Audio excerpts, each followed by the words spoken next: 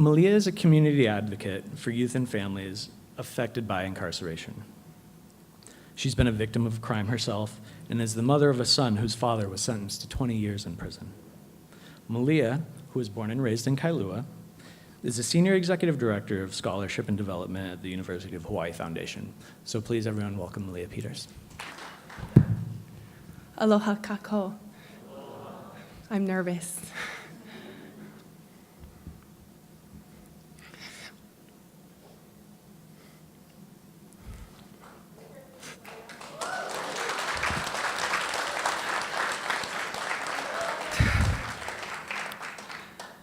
I come from Kailua, Oahu, and I'm a fourth-generation resident raised by the most amazing family anyone could ever ask for.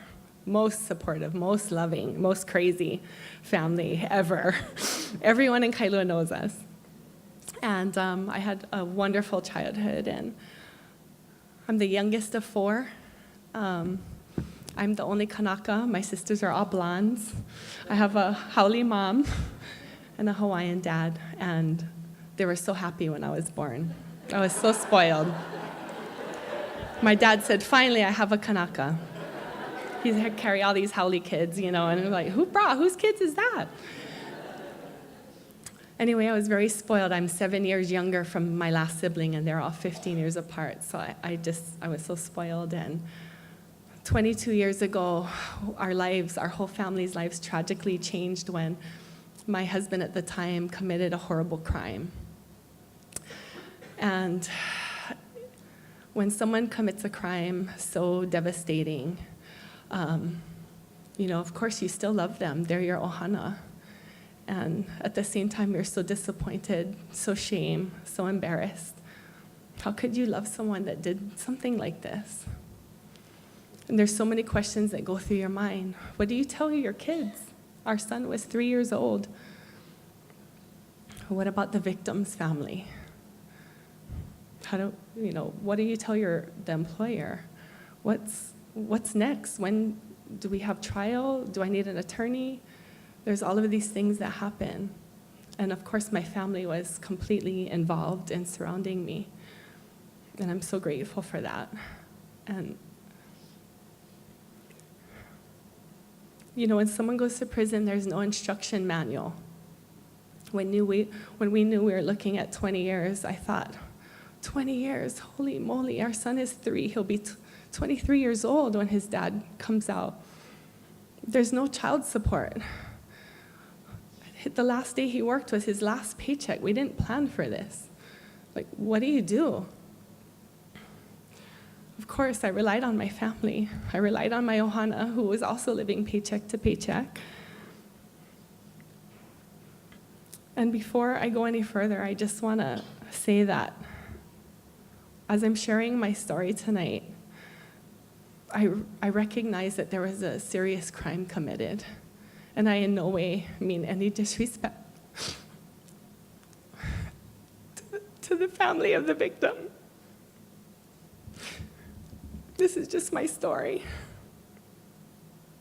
And I have the utmost respect for the crime that was committed. I'm not trying to minimize it. I need to say that.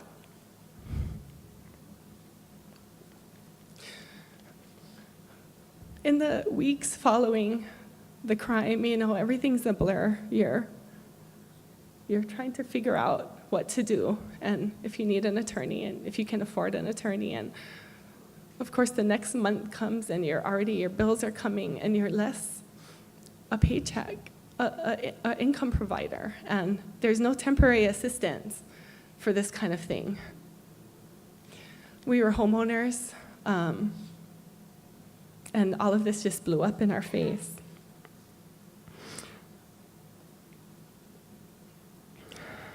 You're waiting for their first phone call. You don't know when it's going to come. So you find yourself being imprisoned by your phone in the home. And when they do finally call, they have a time limit. And it's usually filled with things that they need for you to do, business that needs to be taken care of.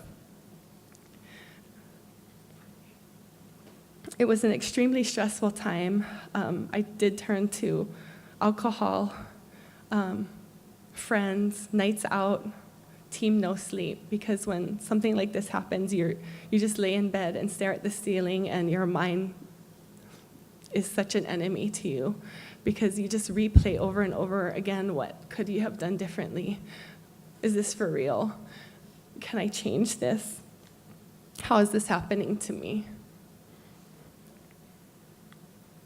With no child support and no other income, after a year of drinking, going out, turning to amazing friends who helped me through this time and spent time with me, I woke up one morning and looked in the mirror, and I just thought, oh my God, I look like shit.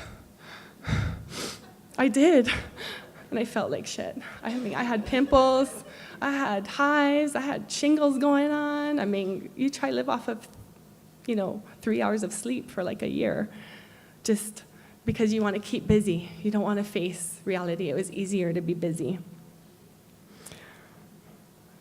My son was my inspiration. Prison visits took a toll on us. We knew that his crime was federal and that he'd be leaving the island. And we got to go visit while he was in Halava. We knew it was short term because he'd be going away to the mainland. We didn't have a federal prison back at that time in Hawaii. And how do you explain to a 3-year-old why dad can't come home with you? And he did not understand. And so weekend after weekend after weekend, it was just this screaming, crying tantrum every time we left the prison. And then I noticed that after months of doing this, while we were waiting pre-trial, are we going to have a plea bargain? Should we do this? Should we do that? All this legal stuff is going on. I noticed that our son became mute. Well, what do you do? Because we don't have medical now. People don't realize that when someone goes to prison, we had 30 days, and then he was cut off. His employer cut off. He's not an employee anymore. So no medical coverage. So my options were to add him onto mine, which would be $500 a month that I could not afford. Or do I pay $500 for preschool because I need to go to work? And these are decisions that we have to make. And I opted for preschool. So I decided not to carry medical coverage for him, which my parents were having a fit about. But I was like, well, what do you want me to do? So the turmoil of the family, telling you, like, you got to do this, you got to do that. I can't do it. What do you want me to do?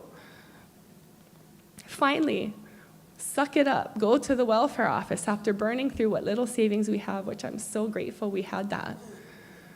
Sorry, you don't qualify. You have a job. You have to make less than $12,000 a year to qualify for Quest Medical. I'm like, I don't need welfare. My parents are taking care of me. I have food, I have shelter. I just need medical for my son. How are all these people? I was so mad. Why are these people who can't even speak English getting medical and I can't? I was so angry. I want his medical so I can take my son to get help. So not fair. Pissed me off.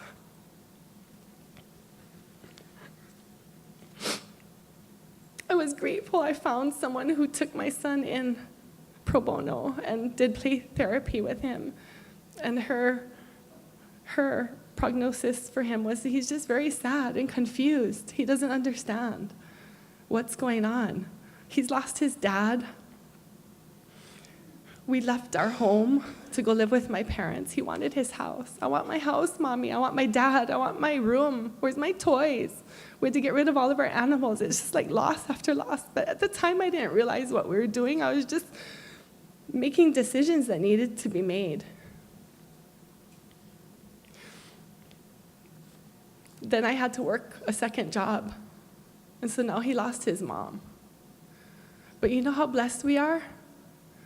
I didn't have to worry about my son. My family was taking care of him. That's such a blessing. You know how many people in the United States have to do the same thing, and they have no ohana to help them. And then their kids are left home by themselves, and then their kids are taken away from them because they've abandoned them and they're not watching them, they've left them unsupervised. I mean, it's just, this is wrong. We're so fortunate in Hawaii, our families take care of us. We're so, so fortunate. So all of that was an extremely, extremely stressful and painful time for all of us. And again, so lucky, my parents were able to hire an attorney, and they got legal custody of my son so that my dad could carry him under his medical. The humiliating part was we did have to go to court, and I did have to tell a judge that it was not for financial gain, that I was an unfit parent. That was really, really humiliating, but I had to do it. And my dad was so cute. My parents, they were so amazing.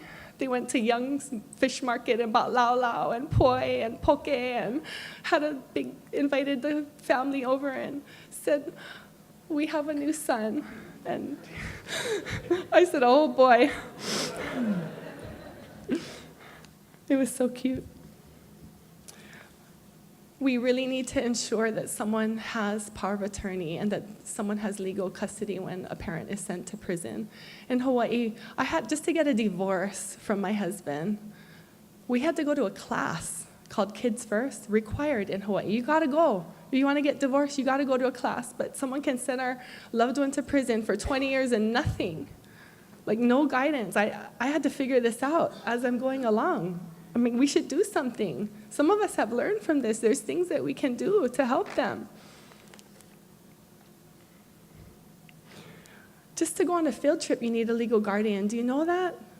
I talked to some people in the DOE. If they really followed the law, these kids who don't have a legal guardian, who are living with their kupuna, living with their grandparents, they're not really legal guardians.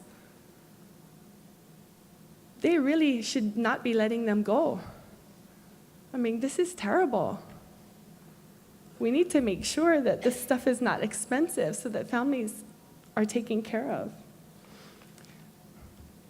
For the next several years, when I saw the anxiety in my son after his dad left and was calling from the mainland, every Saturday my son would have anxiety. What do I say to Dad when he calls Mom? It seems so like, "What are you doing today, Dad?" He didn't know what to talk to him about. So I thought, well, what can I do? So for the next many years, I wrote to him, even though he and I, we started off with a very strong relationship. We were separated before this happened, but I had to do whatever I could to support him and help him keep going because he was very, threatening his own life.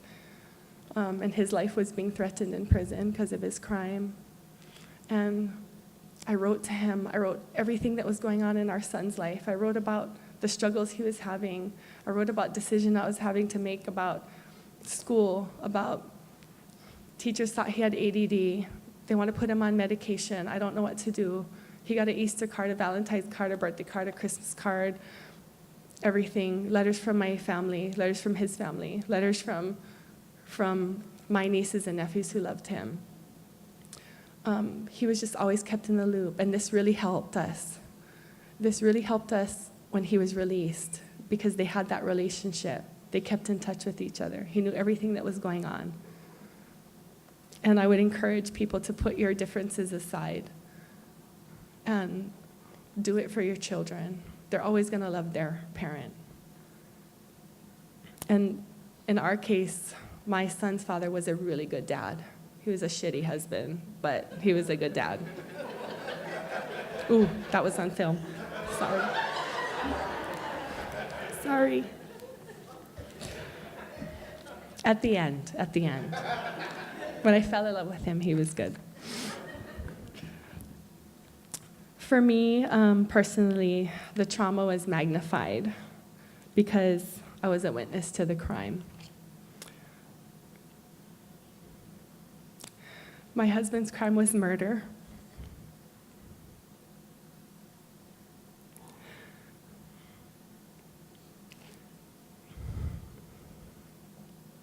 He shot and killed a man next to me because he thought I was having an affair.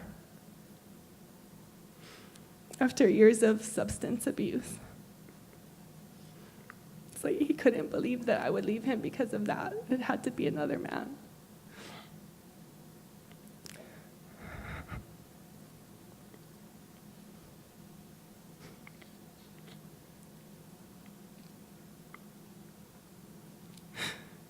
Learning to live with that has been the biggest challenge of my life. And the biggest success of my life.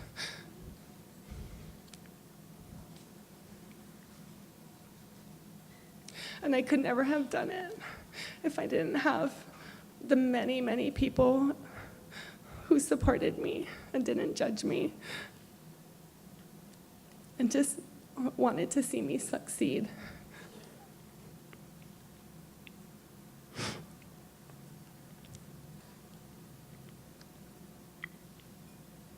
I had amazing family and amazing friends who took me under their wings, amazing mentors when I went to work that I admired and I wanted to look up to, and I wanted to be successful to raise my son and I.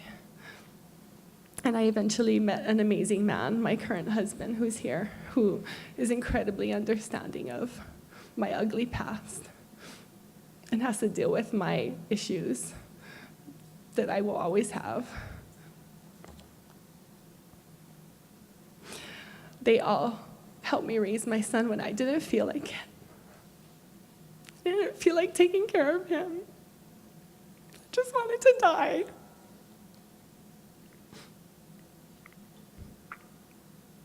Every day I dropped him off, he would cry and scream at the preschool because of his separation anxiety. And he would scream like he wouldn't believe the look on his face was something I'll never forget, the fear. And he would claw his preschool teachers to try and chase after me. And that's the worst memory I have. And then he'd do it again at night when I'd go to my second job. Poor little guy.